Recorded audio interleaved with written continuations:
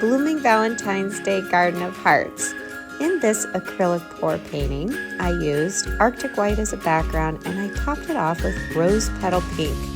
I smoothed it out but didn't want to blend it too much because having a variegated background is pretty. The colors I'm using are Crimson, Peach, Purple, Flash Violet, Apple Green, and Leaf Green. I am making little dots in the shape of hearts, and I will be applying my other colors on top of it. I did 2 hearts, and I'm also going to do a heart, but in a circular shape. I take my peach over my crimson and go through all of the colors so that I have a nice layer upon layer. It doesn't have to fall directly on each other, it just needs to be near the colors below it. I am finishing off with my final colors and adding that white to the final topping. I grab my toothpick and the fun begins. I just drag it through, and I do wipe it off each time I do a swipe so that I have clear swipes, but it's so pretty to see how these colors mix with themselves.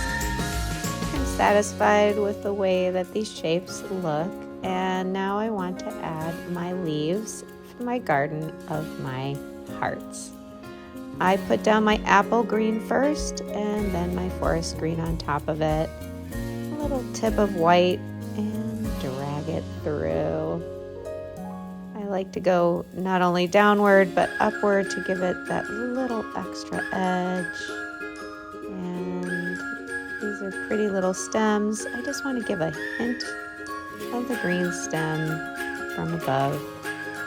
The little blooming garden of hearts is pretty and delicate as it sits on that variegated pink background.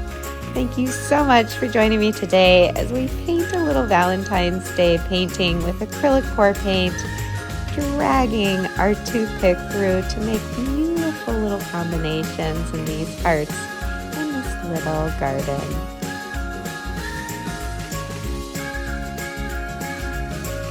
I am wishing you and your loved ones a happy Valentine's Day and always happy creations.